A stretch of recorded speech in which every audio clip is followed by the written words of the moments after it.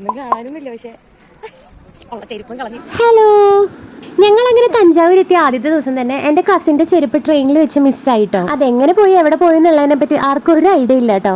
അങ്ങനെ ഞങ്ങളുടെ ആദ്യത്തെ ലക്ഷ്യം തഞ്ചാവൂർ എത്തി ചെരുപ്പ് കട അന്വേഷിച്ച് പോവാന്നുള്ളതാണ്.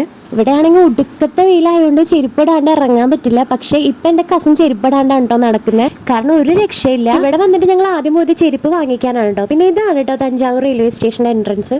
അവിടുന്ന് ഞങ്ങൾ നേരെ പോയത് ബ്രേക്ക്ഫാസ്റ്റ് കഴിക്കാനാണ്. മിക്ക കടകളിലും ദോശ ഇഡലിയും തന്നെ ഉള്ളൂ കേട്ടോ.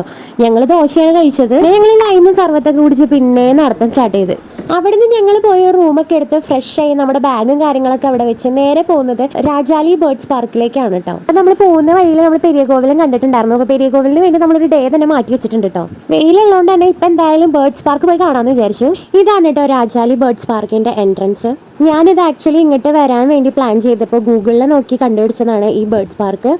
ഇതും നമ്മുടെ ബൃഹദേശ്വർ ടെമ്പിളിൻ്റെ തൊട്ടടുത്ത് തന്നെയാണ് കേട്ടോ. ജസ്റ്റ് ഒരു 200 മീറ്റർ 300 മീറ്റർ അങ്ങനെ നടക്കാനുള്ള ദൂരമേ ഉള്ളൂ.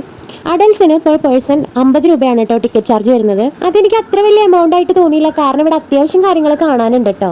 ഞാൻ ഇതിനെപ്പറ്റി സെർച്ച് ചെയ്ത് ഗൂഗിൾ ചെയ്തപ്പോൾ തന്നെ അതെ നമ്മുടെ ഒട്ടകപക്ഷി ഉണ്ടെന്ന് അറിഞ്ഞിരുന്നു കേട്ടോ. അപ്പം ഞാൻ ഓൾറെഡി ഭയങ്കര എക്സൈറ്റഡ് ആയിരുന്നു ഇതിനെ കാണാൻ വേണ്ടിയിട്ട്. സംഭവം ഇവരെ ഇങ്ങനെ കൂട്ടിലിട്ട് വളർത്തുന്ന കാണുമ്പോൾ നമുക്ക് വിഷമമാവുമെങ്കിലും ഇതിനെ ഇവിടെയുള്ള ആൾക്കാർ ട്രീറ്റ് ചെയ്യുന്ന കണ്ടപ്പോൾ എനിക്ക് അതിന് വിഷമമൊക്കെ പോയിട്ടോ. കാരണം ഇവർക്ക് ഓരോരുത്തർക്കും ഓരോ ഗൈഡും കാര്യങ്ങളൊക്കെ ഉണ്ട്. അപ്പോൾ അവർ ഇവരെയൊക്കെ നോക്കുന്ന ട്രീറ്റ് ചെയ്യുന്നതൊക്കെ കാണുമ്പോൾ നമുക്ക് ആ ഒരു വിഷമം അങ്ങ് മാറി കിട്ടും കേട്ടോ.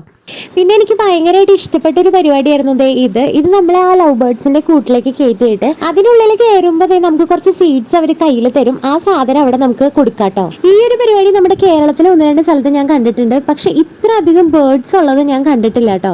ഞാൻ കണ്ടില്ല, ഇവിടെ ഒരുപാട് ആൾക്കാർ വന്ന് നിന്ന് ഈ ബേർഡ്സിന് ഈ സീഡ്സ് ഒക്കെ കൊടുക്കുന്നുണ്ട്. പക്ഷെ ഒരാളുടെ കയ്യിൽ തന്നെ 5, 6, 7 എണ്ണൊക്കെ വന്ന് നിൽക്കുന്നുണ്ട് കേട്ടോ. അപ്പൊ അതൊരു വെറൈറ്റി എക്സ്പീരിയൻസ് ആയിരുന്നു. അപ്പൊ നമുക്ക് നേരം കളയാനും നല്ലൊരു പരിപാടിയാണ് കേട്ടോ. പിന്നെ ഒരൊറ്റയായിട്ട് നമുക്ക് ആ സീഡ്സ് അവർ തരുള്ളൂ കേട്ടോ. നമ്മുടെ കയ്യിൽ ഇത്ര അധികം കിളികൾ വന്നിരിക്കുന്നതുകൊണ്ട് ആ സീഡ്സ് ഒക്കെ പെട്ടെന്ന് തീരും ചെയ്യും. പിന്നെ ഇതിനുള്ളിൽ അതിന് മാത്രം ഏരിയ ഉണ്ട്. പിന്നെ ചൂടൊക്കെ ആയതുകൊണ്ട് ഇതിനുള്ളിൽ എപ്പോഴും വെള്ളം സ്പ്രേ ചെയ്യുന്നുണ്ട് കേട്ടോ അവര്. അതൊക്കെ എനിക്ക് ഭയങ്കരമായിട്ട് ഇതിന് ട്രീറ്റ് ചെയ്യുന്ന പോലെ എനിക്ക് തോന്നിയായിരുന്നു. അപ്പൊ രാജാലി ബേർഡ്സ് പാർക്കിന്റെ ബാക്കി വിശേഷങ്ങൾ ഞാൻ നെക്സ്റ്റ് വീഡിയോയിൽ കാണിക്കാം കേട്ടോ. അപ്പൊ എന്റെ വീഡിയോസ് ഇഷ്ടപ്പെട്ട ഒന്ന് സബ്സ്ക്രൈബ് ചെയ്യണേ. ഇത്രയേ ഉള്ളൂ. Bye all.